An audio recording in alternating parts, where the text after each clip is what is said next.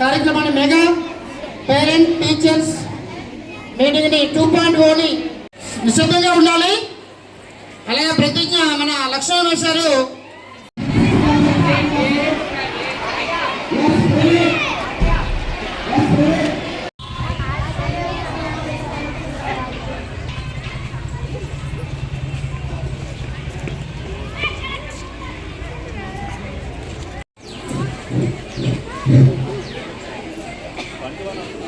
విద్యార్థులకి ఉపాధ్యాయులకి టీచర్ గారు చెప్పారా? ఇంకా చెప్పకపోతే నేను ఏమనుకోను అంటే ఒలిగిపోయేవాడిని. ఎందుకంటే మా అమ్మకి తెలిసిందంటే మా అమ్మ గట్టిగా వాయించేవారు గట్టిగా. సో అలాగే పిల్లలకి తల్లులకి తెలియడం చాలా చాలా మంచిది. అండ్ మీ అందరికీ తల్లికి వందనం పడ్డాయా? తల్లి వందనం స్కీమ్ మీకు బాగా ఉందా? చాలా మంది ఎందుకు పడలేదు అది ఒకసారి చెప్పారా?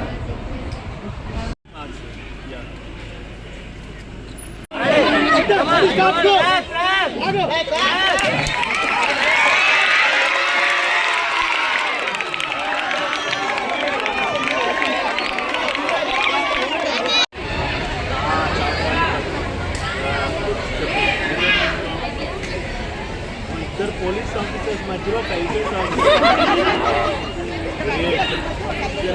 మధ్యలో మీరే పవర్ఫుల్. Okay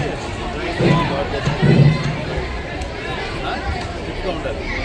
thank you. బాగా చదువుతారు మన పిల్లలు, వెరీ ఒబీడియంట్. అంటే మిగతా జనాలు మార్నింగ్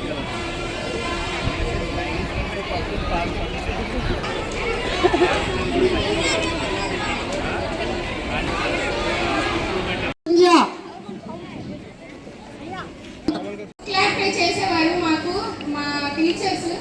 ఆ ఎగ్జామ్స్ లో మాకు తక్కువ మార్క్స్ వస్తే తిట్టడం, ఎలా చదవాలో చెప్పడం. యూనిఫామ్, బూట్లు, బెల్ట్ ఇస్తోంది ప్రభుత్వం. ఆడుకోవడానికి క్రీడా పరికరాలు ఇస్తోంది.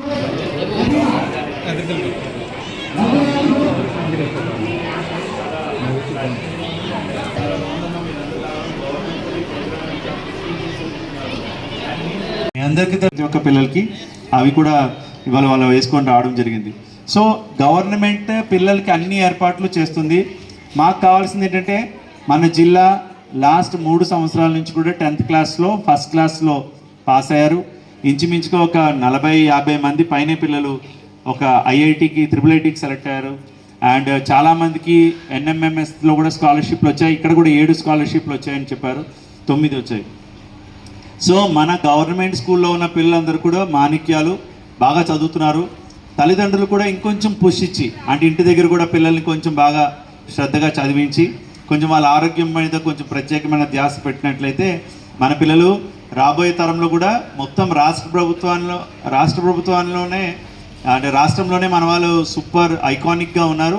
ఇంకా భవిష్యత్తులో కూడా అదే రకంగా ఉండి ఇంకా ఉన్నత శిఖరాలకు వెళ్ళాలని కోరుకుంటున్నాను.